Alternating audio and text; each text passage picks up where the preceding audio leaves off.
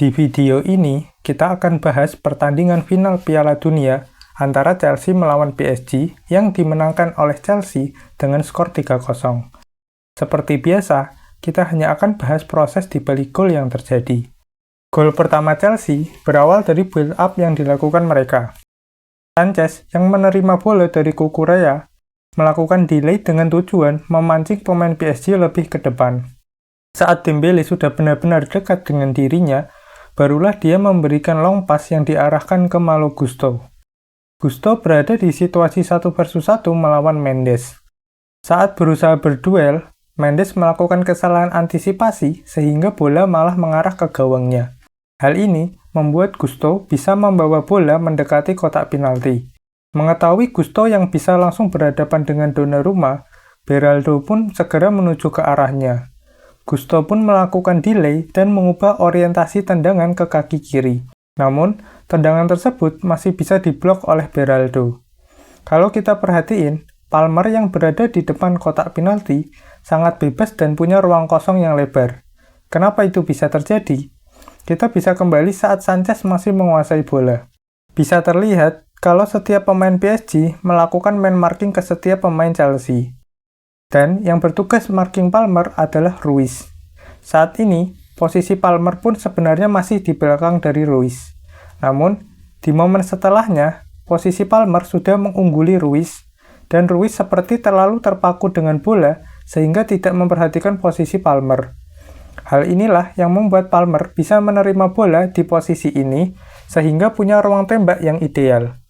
Gol pertama dari Chelsea pun tercipta. Lanjut ke gol kedua dari Chelsea. Menghadapi pergerakan yang cair dari pemain PSG, Chelsea bertahan dengan man-to-man marking, yaitu setiap pemain Chelsea menjaga satu pemain PSG kemanapun mereka berada. Hal tersebut bisa terlihat di situasi ini, di mana Colwill, yang seorang bek tengah, melakukan marking ke Ruiz, sehingga saat Ruiz posisinya lebih ke dalam, dia tidak kembali ke posisi naturalnya karena harus tetap marking Ruiz. Selain Colwill yang marking Ruiz, terlihat juga setiap pemain PSG di-marking oleh pemain Chelsea. Dembele yang bermain sebagai false nine turun jauh dari posisinya sebagai striker. Dembele berusaha untuk mengirimkan bola ke Doué yang ingin mengekspos ruang di belakang pertahanan Chelsea. Namun, bolanya berhasil diblok oleh Reece James yang kemudian mengarah ke Enzo. Di area ini, pemain Chelsea menang jumlah sehingga PSG tidak bisa langsung merebut bola kembali. Colwill yang menerima bola dari Enzo langsung melihat Palmer yang berlari di sisi kanan. Colwill langsung memberikan bola ke Palmer yang mengekspos ruang yang ditinggalkan oleh Mendes yang naik. Sebenarnya, masih ada Vitinha yang mengcover posisi dari Mendes membuatnya berhadapan 1 versus 1 dengan Palmer. Gol kedua ini nggak terlepas dari pergerakan Joao Pedro yang membuka ruang bagi Palmer. Karena kecenderungan Palmer melakukan cut inside, Pedro berlari ke arah yang berlawanan. Larinya Pedro membuat kedua pemain PSG, yaitu Vitinha dan Beraldo, berfokus kepada dirinya. Di sini, terlihat kurangnya komunikasi dari dua pemain tersebut. Idealnya, kedua pemain tersebut perlu menentukan siapa yang berfokus ke Palmer dan siapa yang berfokus ke Pedro. Tapi di sini, Vitinha merespon larinya Pedro dengan menutup jalur umpan bagi Palmer ke Pedro. Sedangkan Beraldo juga merespon dengan berlari ke arah Pedro. Hal ini membuat Palmer lagi-lagi memiliki ruang yang ideal untuk melakukan tembakan. Palmer pun mencetak gol kedua dalam laga ini. Lanjut ke gol ketiga Chelsea. Berawal dari Sanchez yang melempar bola ke arah Gusto di sisi kanan. Gusto pun mengembalikan bola ke Chalobah. Ada yang menarik di mana Enzo Maresca dan Gusto memberikan isyarat yang sama ke Chalobah untuk memberikan umpan ke arah tersebut. Saat Chalobah ingin memberikan umpan, Gusto pun langsung berlari ke depan. Ternyata, isyarat tadi ditujukan untuk mengumpan ke Palmer yang turun ke ruang antar lini, yaitu ruang antara lini tengah dan lini belakang.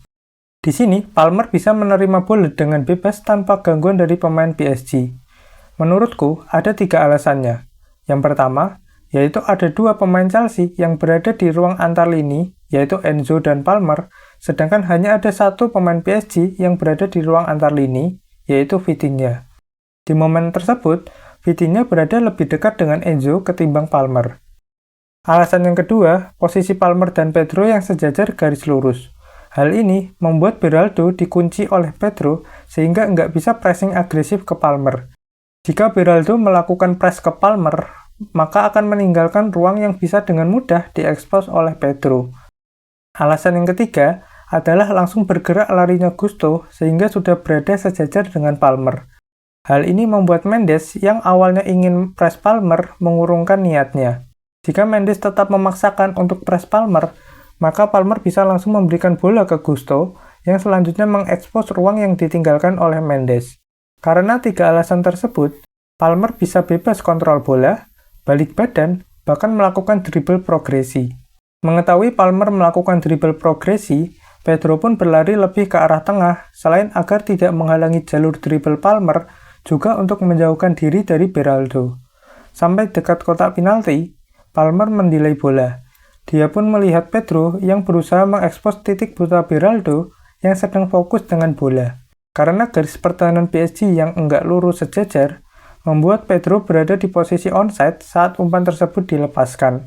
Langsung berhadapan dengan kiper, membuat Pedro bisa mencetak gol ketiga bagi Chelsea di pertandingan ini.